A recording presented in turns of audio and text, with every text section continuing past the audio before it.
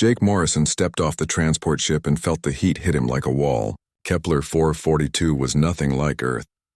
The air was thick and smelled strange, like burning metal mixed with something wild.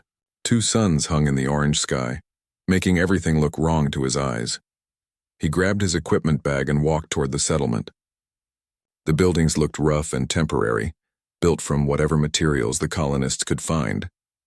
Tall metal walls surrounded everything, topped with guns and sensors. This place was a fortress, not a home. Linda Hayes met him at the main gate. She was the colony administrator, a tall woman with tired eyes and a permanent frown. She looked at Jake like he was wasting her time. "You're the animal expert?" she asked. Her voice was flat and unfriendly. "Wildlife behavioral specialist," Jake said. He tried to smile, but Linda didn't smile back. "We don't need someone to study these things. We need someone to kill them." She turned and walked into the settlement. Jake followed her through narrow streets between buildings. Colonists stared at him as he passed.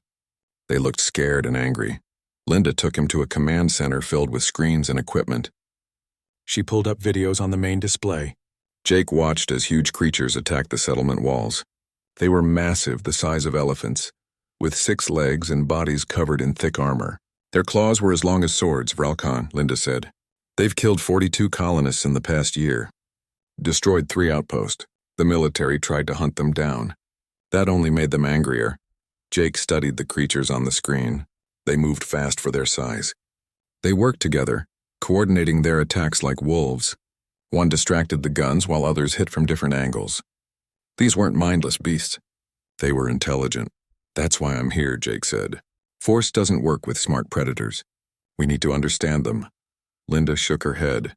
"Understanding won't stop them from eating us." Jake spent the next 3 days studying everything the colony had recorded about the Vralcon.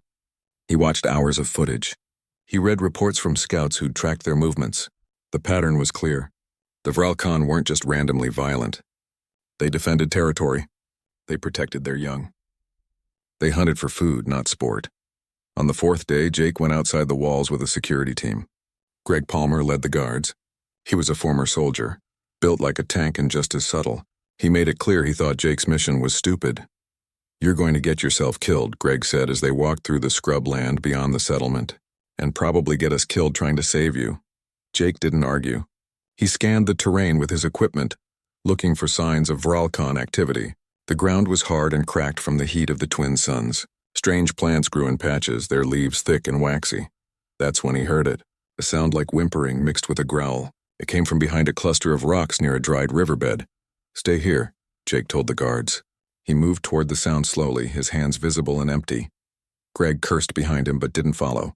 "Smart man?" Jake found the Vralcon cub trapped in a hunting snare. Someone had set the trap weeks ago, probably before Jake arrived. The metal wire had cut into the cub's leg. The wound looked infected. The cub had dragged debris into a small cave between the rocks, making a den. The cub was small compared to the adults Jake had seen in the videos, but it was still the size of a full-grown tiger. Its 6 eyes fixed on Jake and its lips pulled back, showing 3 rows of teeth. It growled, a sound that made Jake's bones vibrate. In its jaws, the cub held a bone from some local animal. It had gnawed the bone until it was smooth. The cub clutched it like treasure, like the most important thing in the world. Jake knelt down slowly. He was still 10 feet from the cub, close enough to see the fear in its eyes mixed with the anger. The creature was terrified and in pain, but it was ready to fight. "Easy," Jake said softly. His voice was calm and low. "I'm not here to hurt you." The cub snarled louder. It pressed back against the cave wall, trying to make itself smaller. The bone remained locked in its jaws. Jake reached toward the bone, not trying to take it, just extending his hand. The cub's reaction was instant and violent. It lunged forward as far as the snare allowed, snapping at the air near Jake's hand. The growl became a roar that echoed off the rocks. Behind him, Jake heard the guards raise their weapons. "Don't shoot," he called back without turning around. Instead of pulling away, Jake did something that surprised everyone. He sat down on the hot ground. He crossed his legs and made himself as small as possible. Then he whistled. The sound was low and melodic, nothing threatening. It wasn't music exactly. It was more like a question asked in a language without words. The cub stopped growling. Its 6 eyes blinked in sequence, studying Jake with new intensity. The bone remained in its mouth, but the jaw relaxed slightly. Jake whistled again, the same tone. Then he waited. Minutes passed. The suns moved across the sky. Sweat dripped down Jake's back. The guard shifted nervously behind him, but no one spoke. The cub watched him with the patience of a predator, evaluating threat levels, calculating odds. An hour went by. Then 2. Jake's legs cramped from sitting still, but he didn't move. He whistled occasionally, keeping the tone consistent. The cub's breathing slowed. The tension in its body eased. Greg approached quietly. "Morrison, we need to head back before dark. The adults hunt at night." "Go ahead," Jake said. "I'm staying." "That's suicide." "Maybe, but I don't think so." Greg cursed again, but Jake heard him and the other guards move back toward the settlement. They left him alone with the cub. Alone with a creature that could kill him in seconds. The twin suns began to set, painting the sky in shades of purple and red. The temperature dropped fast. Jake's body ached from sitting motionless for so long. His throat was dry. His water was back with his pack 30 feet away. He didn't reach for it. The cub made a decision. It dropped the bone at its feet. The sound of it hitting the stone was loud in the quiet evening. The cub limped forward, favoring its injured leg. It moved past the bone, past the invisible line between safe and dangerous. It went deeper into its cave. Jake held his breath. The cub emerged with another bone in its jaws. This one was larger, more intact. The cub carried it carefully like something precious. It moved toward Jake, each step deliberate and slow. 3 feet away, the cub stopped. It lowered its head and placed the bone on the ground between them. Then it stepped back and waited. Jake stared at the offering. His heart pounded so hard he could hear it. This wasn't random. This was communication. This was a test or a gift or maybe both. This was a bridge being built between 2 species who should be enemies. Jake reached out slowly and picked up the bone. It was warm from the cub's mouth. He held it up so the cub could see. Then he placed it carefully in his lap.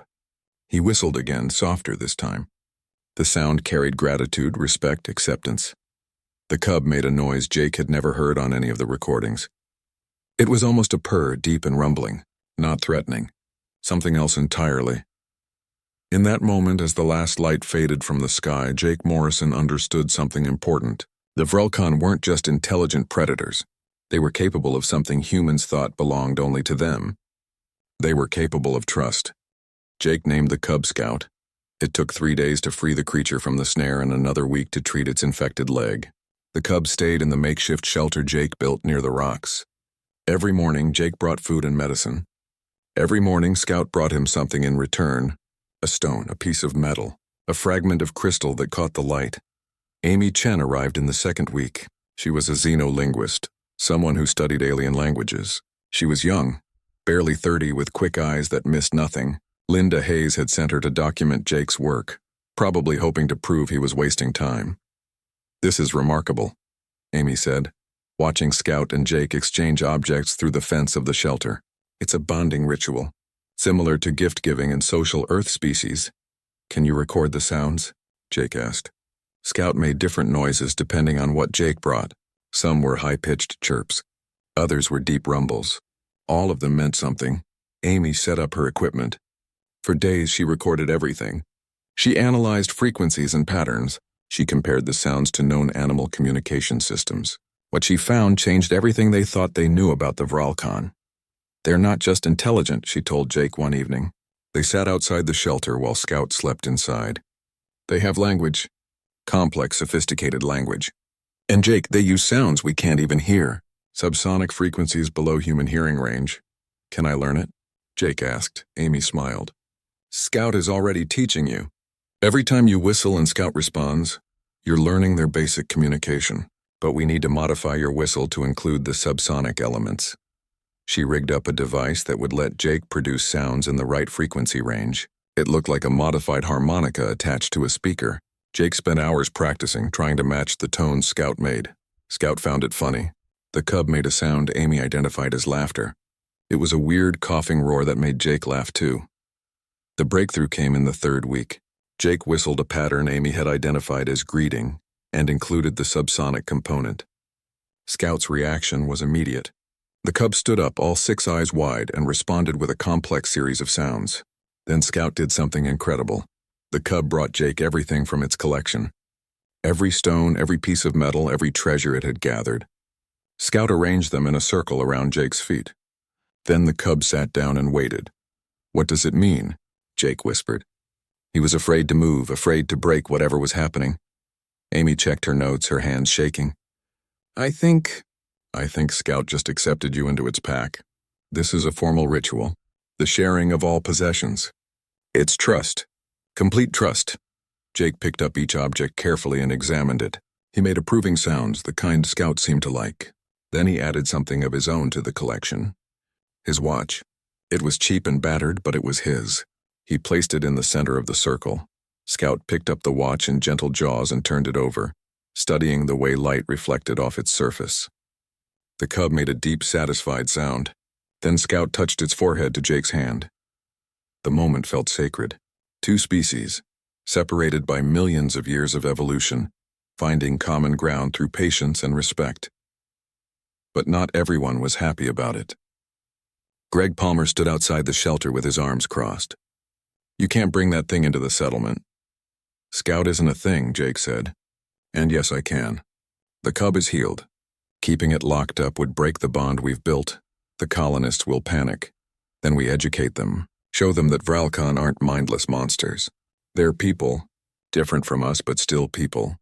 Linda Hayes made the final decision. She wasn't happy about it, but she recognized that something important was happening. "The cub can enter the settlement. But you're responsible for it, Morrison. If anyone gets hurt, this experiment ends." Jake brought Scout through the gates the next morning. Colonists lined the streets, staring in fear and wonder. The cub walked beside Jake, close enough to touch. Scout's head swiveled constantly, taking in the new environment with curious intensity. Children watched from behind their parents. One little girl, maybe 6 years old, held a stuffed animal. Scout noticed the toy and made a questioning sound. The girl stepped forward before her mother could stop her. She held out the stuffed animal. Scout lowered its massive head and sniffed the toy gently. Then the cub made a soft chirping sound, the kind Amy had identified as friendly greeting. The girl giggled. In that moment, Jake saw attitudes begin to shift. Fear gave way to curiosity. The Vralcon weren't abstract threats anymore. They were real and they could be gentle. Amy continued her research, now with Scout as a willing participant. She discovered that Vralcon society was built around pack structures, but these packs were more fluid than wolf packs on Earth. A Vralcon could be part of multiple packs simultaneously: family pack, hunting pack, territory pack. The bonds overlapped and reinforced each other. More importantly, Vralcon could adopt members from other species into their packs. It wasn't common in their history, but the capacity existed. Scout had adopted Jake into its family pack. If other humans could form similar bonds, peace might be possible. Jake started training others. Chris Wade volunteered first. He was a former Marine who'd lost friends to Vralcon attacks. He didn't trust easily, but he was willing to try. Beth Sanders joined next. She was a colonist daughter, born on Kepler 442. This was the only world she'd ever known. They worked with Scout, learning the whistles and sounds that meant friend and safe and pack. Scout was patient with them, correcting their pronunciation with gentle nudges. Then, in the 4th week, something happened that no one expected. Adult Vralcon appeared on the horizon, a pack of them, maybe 20 strong. They moved toward the settlement with purpose. Alarms blared.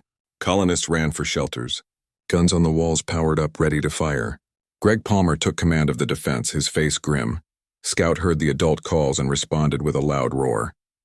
The cub ran to the gate, agitated and excited. Jake understood. These weren't random Vralcon. This was Scout's original pack. They'd come looking for the lost cub. "Don't shoot," Jake ordered. He ran after Scout. "Morrison, get back here." Linda Hayes shouted over the comm system. Jake ignored her. He caught up with Scout at the outer gate. The cub was making urgent sounds, calling to the approaching pack. Jake could see them now, massive shapes moving through the heat shimmer. The lead Vralcon was enormous, easily twice Scout's size, even though Scout was nearly grown now. "That's the mother," Amy said in Jake's earpiece. She was watching from the control center. "The lead female. The matriarch." "Open the gate," Jake said. "Are you insane?" Greg's voice crackled with static and anger. "Open it. That's an order." Jake used his authority as the Colonial Authority's official representative. He'd never pulled rank before. He did it now. The gate opened. Jake walked out with Scout at his side. He was unarmed. He wore no armor, just his clothes and the modified whistle device around his neck. The adult Vralcon surrounded them in seconds. They were terrifying up close. Massive, powerful, covered in scars from a lifetime of fighting. The matriarch approached slowly, her 6 eyes fixed on Jake. She could kill him with one swipe of her claws. Everyone watching knew it. Scout moved between Jake and the matriarch, making urgent sounds. The cub was explaining, Jake realized. Telling its mother what had happened. Introducing Jake as Pack, Jake whistled.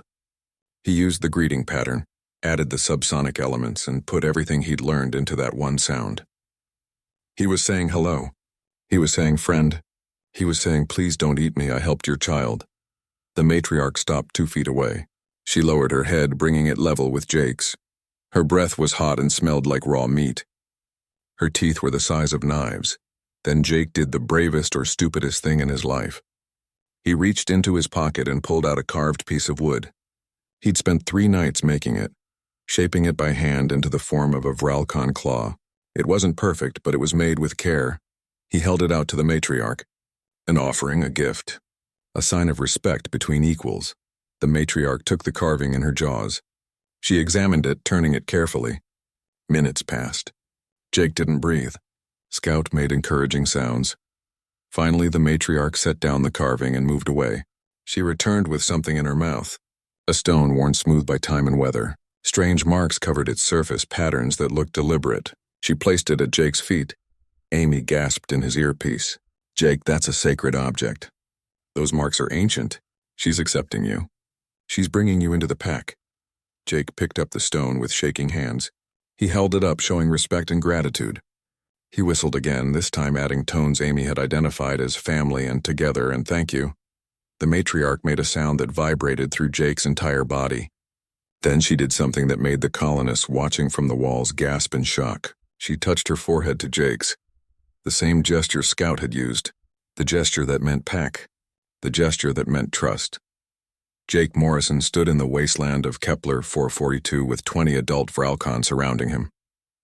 And he knew with absolute certainty that humanity's relationship with this world had just changed forever. 3 months changed everything. The settlement walls still stood, but the guns pointed outward now stayed silent.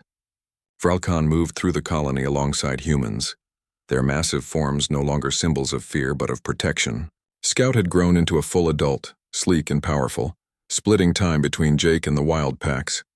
Chris Wade had bonded with a young male Vralcon he called Hunter. Beth Sanders worked with 2 siblings from a different pack. More colonists joined the program every week. Children played near the Vralcon cubs, learning to whistle greetings before they could write their own names. The Vralcon brought food from their hunts, fresh meat that the colonists processed and shared. In return, humans provided medicine when cubs got sick and repairs when the creatures injured themselves on the harsh terrain. It was trade, but more than that. It was family. Then the corporate ship arrived. The Meridian Star descended from orbit on a column of fire, bigger than any transport Jake had seen. It landed at the colony's expanded spaceport, and when the ramp lowered, out walked Trouble dressed in expensive clothes. Victoria Lang was the CEO of Apex Biosystems. She was 50, sharp as broken glass, and moved like someone who owned every room she entered. Behind her came a team of scientists in matching uniforms and security personnel, carrying weapons that looked military-grade.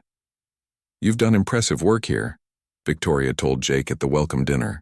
Linda Hayes had arranged the meal, pulling out supplies saved for special occasions. "The board wants to replicate your success on other frontier worlds." "The Vralcon aren't a success story to be replicated," Jake said carefully. "They're individuals. Every planet, every species will be different." "Of course." Victoria smiled, but it didn't reach her eyes. "That's why we need to study the bonding process. Understand the mechanism. We're offering the colony substantial funding for exclusive research rights." Amy sat beside Jake, her face carefully neutral. She'd done background research on Apex Biosystems. The company specialized in genetics and biological engineering. They'd been involved in some questionable projects before, skirting the edges of ethical guidelines. Linda Hayes was more interested in the credits Victoria mentioned. How substantial? Enough to upgrade your power systems, expand living quarters, and establish a proper medical facility. Victoria pulled up holographic displays showing funding amounts that made Linda's eyes widen. All we ask is cooperation and access to the Vralcon. Jake wanted to refuse immediately. Something felt wrong about the whole situation, but he had no authority to override Linda, and the colony did need those upgrades. Power rationing had caused problems all summer. The medical bay was barely functional. I need to think about this, Jake said. Take your time, Victoria replied smoothly. We'll set up our research facility outside the settlement while you decide. The facility went up in 3 days. Prefabricated buildings erected by corporate construction drones. Victoria's team moved in with equipment Jake didn't recognize. He tried to visit to see what they were doing, but security turned him away politely but firmly. Corporate property, they explained. Authorized personnel only. Amy grew suspicious. She started digging deeper into Apex Biosystems, using every contact she had in academic and government circles. What she found kept her awake at night. Jake, we have a problem. She came to his quarters after midnight, her tablet clutched in shaking hands. Apex Biosystems isn't interested in peaceful bonding. Look at this. She showed him encrypted files she'd hacked from the corporate network, documents detailing neural control devices, schematics for implants that could override animal behavior, test results from other worlds where indigenous creatures had been turned into biological weapons. They want to weaponize the Vralcon, Amy whispered. Turn them into controllable soldiers. They're not here to study bonding. They're here to break it and replace it with obedience. Jake felt sick. He'd helped make this possible. By proving the Vralcon could bond with humans, he'd shown Victoria exactly what she could exploit. We have to tell Linda. She won't listen. She's already agreed to the contract. Signed it this morning. Apex Biosystems has legal jurisdiction over all xenobiological research on Kepler 442 now. Jake stood up, pacing the small room. Then we go public. Send your evidence to the Colonial Authority. Victoria has connections there too. It'll take weeks to cut through the bureaucracy, maybe months. By then she'll have what she needs. They were trapped. Victoria had moved too fast, secured her position too well. She was untouchable and she knew it. Scout sensed something wrong. The Vralcon had grown more agitated over the past few days. They avoided the corporate facility, giving it a wide berth. The matriarch, the one Amy called Silver, stopped bringing offerings to the settlement. The fragile peace Jake had built was cracking. Then colonists started reporting missing Vralcon cubs. Not Scout or the bonded ones, but younger cubs from wild packs. They vanished in the night, no trace left behind. Jake confronted Victoria at the facility entrance. Where are the cubs? I don't know what you mean. Her face was innocent, concerned. Are some missing? That's terrible. Perhaps predators. The Vralcon are the apex predators here. Nothing hunts them. Then perhaps they wandered off. Cubs do that. Victoria made a dismissive gesture. Now, if you'll excuse me, I have work to do. Greg Palmer appeared beside Jake. For once, the security chief looked worried rather than angry. Morrison, my people heard something last night. Coming from the facility. Sounded like Vralcon in distress. You're sure? I've heard enough of them roar. That was pain, not hunting calls. Jake and Amy made a plan. They needed proof of what Victoria was doing. Proof solid enough that even her corporate connections couldn't dismiss it. They needed to get inside the facility. Beth Sanders volunteered to help. I was born here. This is my home. I won't let these people turn our friends into weapons. They chose a night when Victoria was scheduled to be off-site, meeting with Linda about expansion plans. Chris Wade created a distraction at the main gate, staging a drunk argument that required security attention. In the chaos, Jake, Amy, and Beth slipped over the facility's back wall. Inside, the buildings were sterile and cold. Everything was white plastic and steel. They moved through corridors, checking rooms. Labs filled with equipment. Storage areas with supplies. Nothing that proved anything illegal. Then they heard it. A sound that made Jake's blood freeze. A Vralcon cub crying out in pain and fear. They followed the sound to a secure area in the facility's center. Through a window they saw containment cells. Inside each cell was a Vralcon cub, maybe 8 of them total. The cubs thrashed against restraints, their bodies convulsing. Metal devices were attached to their heads, wires running to computers. Amy pulled up the nearest terminal and started downloading files.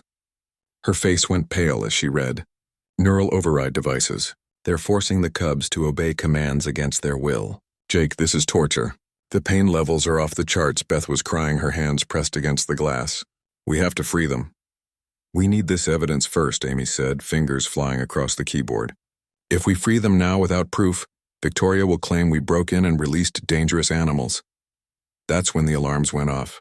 Victoria hadn't been off-site at all. It was a trap. She'd known they would try something. Security flooded into the room, weapons raised. Victoria walked in behind them, her expression cold. Breaking and entering. Corporate espionage. And here I thought we were colleagues. You're torturing sentient beings, Jake said. He stepped in front of Amy, blocking her as she finished the download. I'm conducting scientific research, all perfectly legal under my contract with the colony. The Colonial Criminal Code prohibits torture of sentient species. Victoria laughed. Sentient? They're animals, Morrison. Smart animals, I'll grant you, but animals nonetheless. The law doesn't apply. Then you don't know them at all. A roar shook the building. Then another. The lights flickered. Outside through the windows, Jake saw movement in the darkness, shapes circling the facility. Dozens of them, maybe hundreds. The Vralcon had come. Scout hit the facility wall at full speed, armor plating against reinforced plastic. The wall cracked. Hunter joined from another angle. Then Silver, the massive matriarch, leading her entire pack. They'd felt the Cubs' distress. Through whatever mysterious connection linked the Vralcon, they'd known their young were in pain. And they'd come to get them back. Victoria's security team opened fire. The sound was deafening in the confined space. Outside, Vralcon roared as bullets struck their armor. Most bounced off, but some found gaps. Blood appeared on alien hide. Stop shooting, Jake yelled. You're going to start a war. We're already at war, Victoria snapped. She activated something on her wrist computer.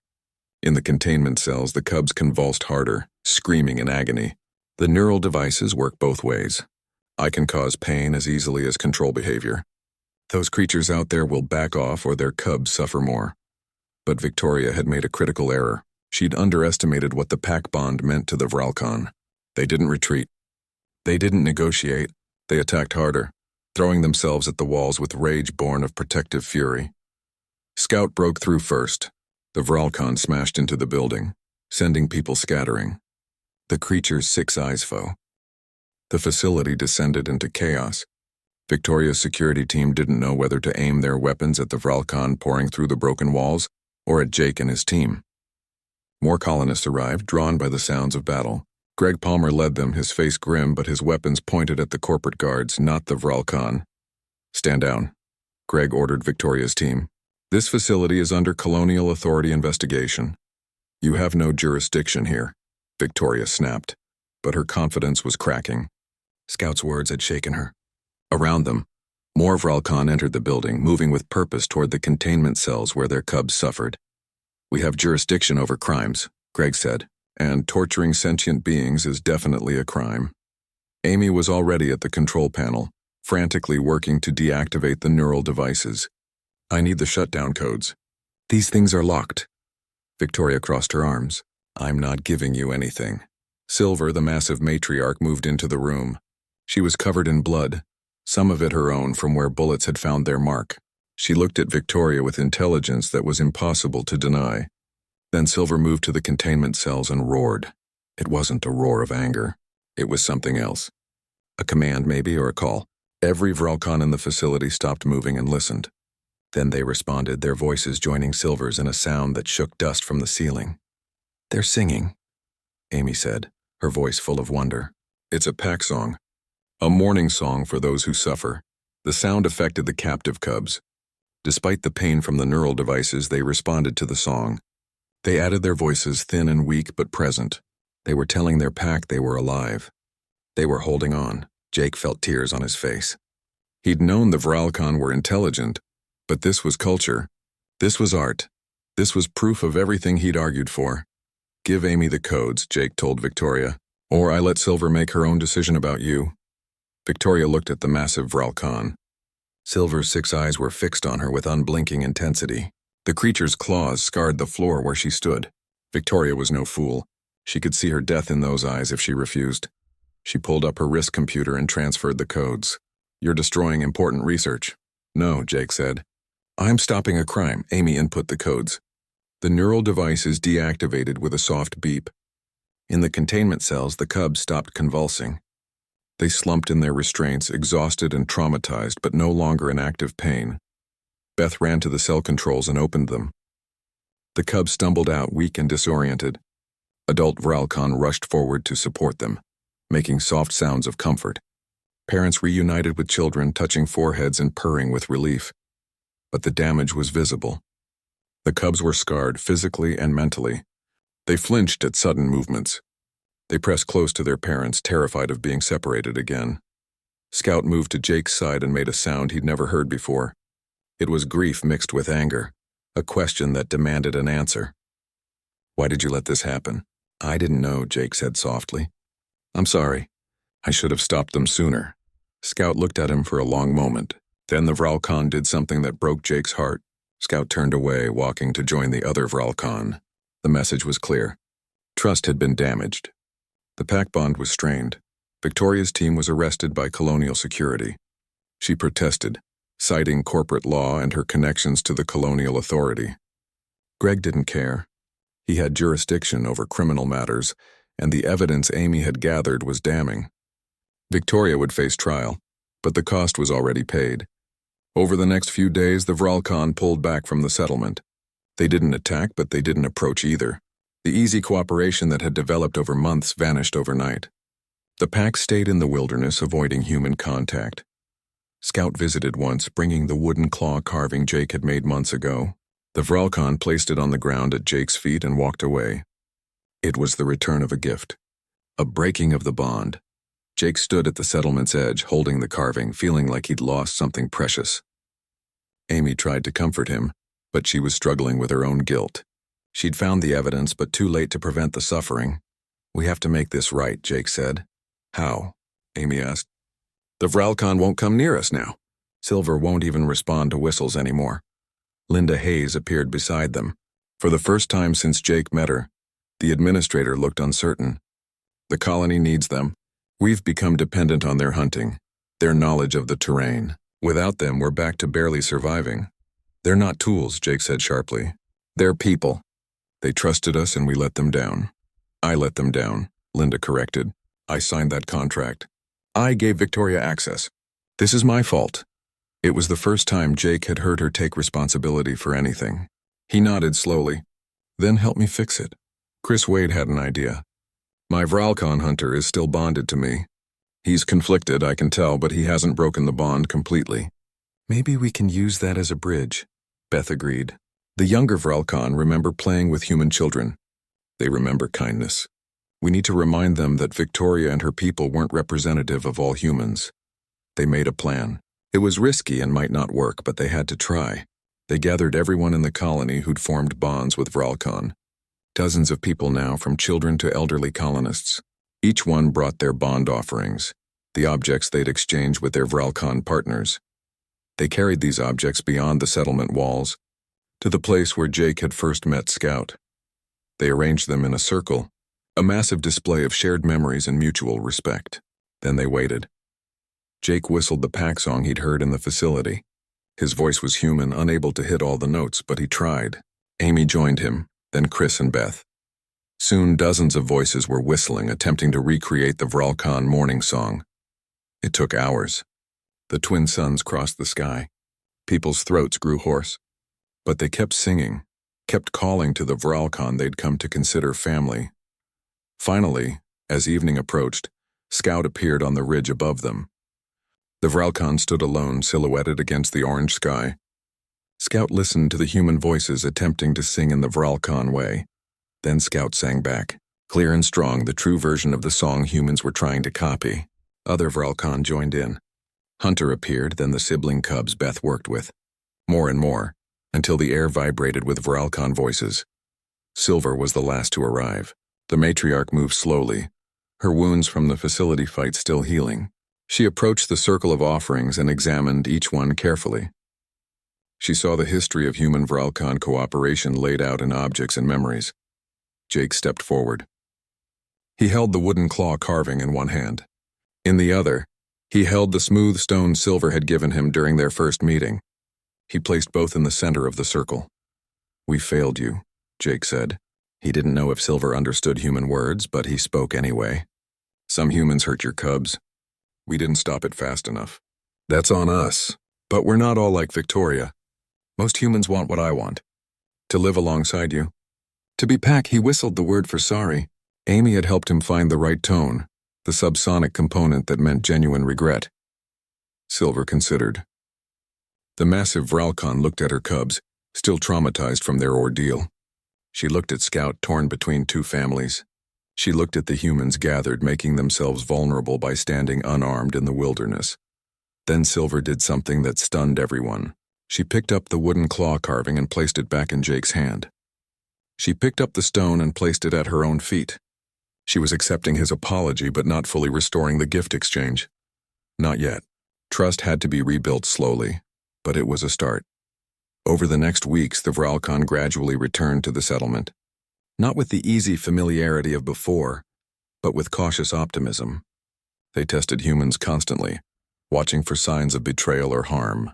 The cubs stayed away, protected by their parents until the packs decided it was truly safe. Jake spent hours each day with Scout, rebuilding their bond. He brought offerings. He whistled until his voice gave out. He showed patience and respect, never pushing, always waiting for Scout to set the pace. Slowly, gradually, Scout began to trust again. The Vralcon brought small gifts, a pebble, a leaf, a tiny bone, each one a test. Jake accepted each gift with gratitude and brought his own offerings in return. The trial of Victoria Lang was held in the colony's council chamber. The evidence was overwhelming. Recordings of the cubs' torture, files detailing illegal experimentation, testimony from Jake, Amy, and dozens of colonists who'd witnessed the aftermath. Victoria's lawyers argued corporate immunity. They claimed she was protected by her contract with the colony. They tried to dismiss the Vralcon as animals unworthy of legal protection. Then the prosecution played a recording, Scout's voice breaking and rough, speaking human words. No, kill, pack, law. The judges, 3 colonial authority officials who'd traveled from the core world specifically for this trial, looked at each other. One of them, an older woman named Helen Price, spoke. The defendant argued these creatures lack sapience. This recording. 6 months after the trial, Kepler 442 looked like a different world. The settlement had expanded, buildings spreading beyond the original walls. But these walls no longer bristled with weapons. They'd been modified into terraces where children played and adults worked, visible reminders that the colony lived in partnership with the planet rather than fighting against it. Jake walked through the morning market where colonists traded goods. Fresh meat from Vralcon hunts hung in one stall. Another sold carved objects made from local stone, humans copying the gift-giving traditions of their Vralcon neighbors. A third offered medical supplies, some traditional human medicine and some derived from plants the Vralcon had shown them. Scout walked beside him, no longer unusual enough to draw stares. Several other Vralcon moved through the market, their massive forms navigating carefully around smaller humans. A cub, one of the generation born after the treaty, played with a group of children near the fountain. The sight still amazed Jake every time he saw it. Amy met him at the research center, her arms full of data tablets. She'd been working non-stop documenting Vralcon culture and language. Her research was being studied by xenolinguists across human space. Silver's pack found something, Amy said, excitement clear in her voice. Ruins in the northern mountains. Ancient structures that predate both humans and Vralcon on this planet. Silver wants us to see them. Us specifically? Jake asked. The whole team. You, me, Chris, Beth, and any bonded humans who want to come. She's inviting us to explore as pack. Jake, this is huge. The Vralcon don't share sacred sites lightly. This means they fully trust us again. Jake felt warmth spread through his chest. Trust rebuilt slowly over months of careful effort. Trust earned through consistency, honesty, and respect. It was more valuable than any treaty or contract. Chris Wade appeared with Hunter at his side. The Vralcon had grown massive, rivaling Silver in size. Chris had changed too. The anger and pain from losing friends to Vralcon attacks had faded, replaced by a deep respect for his bonded partner. Hunter says the ruins are 3 days' travel, Chris reported. The packs are already gathering for the journey. It's going to be a major expedition. Beth arrived with her 2 bonded Vralcon, both carrying supplies and specially made harnesses. The young woman had become one of the best handlers in the colony, her natural empathy making her perfect for working with the more skittish Vralcon. Linda approved the expedition. Beth said, "She's even sending a documentary team to record everything. Says the core worlds need to see what's possible when species work together." Jake smiled. Linda Hayes had transformed from skeptic to advocate. She spoke at colonial authority meetings now, arguing for peaceful integration policies on other frontier worlds. The woman who once wanted to exterminate the Vralcon now defended them fiercely. The expedition departed at dawn. 50 humans and twice as many Vralcon, moving together across the harsh landscape. The Vralcon led the way, their knowledge of the terrain invaluable. They knew where water could be found, which plants were safe to eat, how to read the weather patterns. Scout stayed close to Jake, but the Vralcon also ranged ahead, scouting. Jake had learned that bonded Vralcon felt responsible for their human pack members. They took the duty of protection seriously, often putting themselves at risk to keep humans safe. On the second night, as they camped in a sheltered valley, Jake sat with Silver. The matriarch had become his friend over the months, teaching him things about Vralcon culture that amazed him. They had art, history, religion. They told stories of ancient times when other species lived on this world.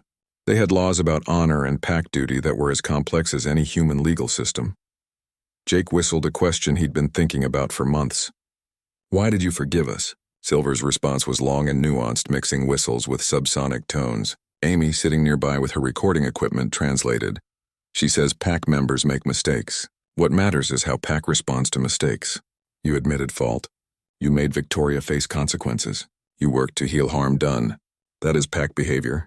Humans who deny fault, who hide crimes, who harm cubs, they are not pack. They are enemies. But you are pack, Jake Morrison. You proved it." Jake felt his throat tighten with emotion. He whistled his gratitude, adding tones for respect and family and home. Silver touched her forehead to his, the gesture of pack acceptance.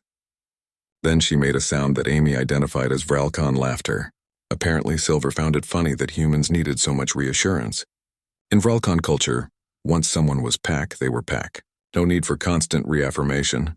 They reached the ruins on the 3rd day. The structures rose from the mountain like bones of some ancient giant.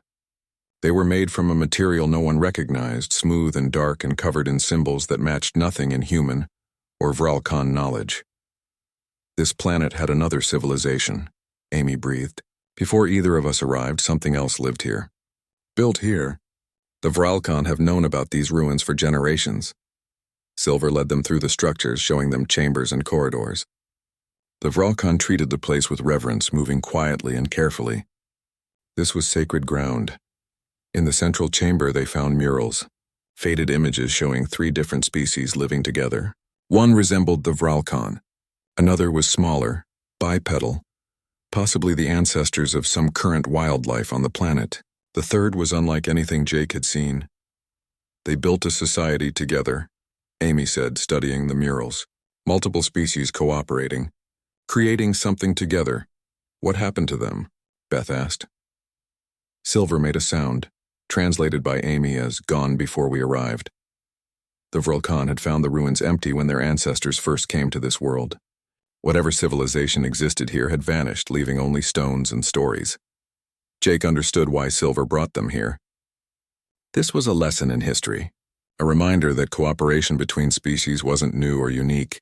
It had happened before on this very planet, and if it happened once, it could happen again. They spent a week at the ruins documenting everything. The documentary team recorded hours of footage showing humans and Vralcon working side by side, exploring together, sharing discoveries. It was powerful imagery that would be broadcast across human space. On their last night at the ruins, Jake sat on a terrace overlooking the valley below. Scout joined him, bringing a gift. It was a fragment of the ancient ruins, a piece of carved stone that must have broken off centuries ago. Scout placed it carefully in Jake's lap. Jake examined the stone. The symbols on it were beautiful, precise, clearly meaningful even if he couldn't read them. He understood the message. This was history shared between them. Proof that what they were building wasn't just possible. It was right. He pulled out his collection of objects. the accumulation of months of gift exchanges with Scout, the wooden claw carving worn smooth now from being carried. The first bone Scout had given him kept safe in his pack. Stones and crystals and bits of metal, each one a memory of trust building between two species. He added the ancient fragment to his collection. Scout made a pleased sound, then brought out its own collection. Jake was surprised to see human objects mixed with Vralcon treasures. His old watch, a data chip with Earth music, a photograph of Jake's family from Earth, which he'd given Scout months ago. They sat together as the twin suns set, two friends from different worlds, surrounded by reminders of the bond they'd built. When they returned to the settlement, news was waiting. The Colonial Authority had declared Kepler 442 a model integration planet. Other colonies were already adopting Jake's methods. Frontier worlds across human space were reaching out to indigenous species with respect rather than force. More than that, the Vralcon themselves had been officially recognized as a sentient species with full rights under human law. They could own property, file grievances, even vote on colonial matters that affected them. Silver was appointed as the official Vralcon representative to the Colonial Council. The settlement was renamed New Haven, reflecting its role as a place where different species found common ground. Tourists started arriving, people who wanted to see the miracle of human-Vralcon cooperation. Jake gave lectures, trained new handlers, shared everything he'd learned. Chris opened a school for handler training, turning away no one who showed genuine respect for the Vralcon. Beth developed educational programs for children, teaching the next generation to see Vralcon as neighbors and friends rather than monsters. Amy published her research, winning awards and recognition from academic institutions, but she stayed on Kepler 442, continuing to study and document Vralcon culture. There was so much still to learn, so many discoveries waiting. Jake stood at the settlement's edge one evening watching Vralcon and humans move together through the streets. Children played with cubs under watchful parental eyes, both human and Vralcon. Adults worked together on construction projects. Elderly humans sat with aged Vralcon, sharing stories through whistles and words. Scout approached, no longer alone. The Vralcon brought a mate, a beautiful female named Dawn by the humans who knew her. Between them walked two cubs, barely a month old, already curious about the world around them.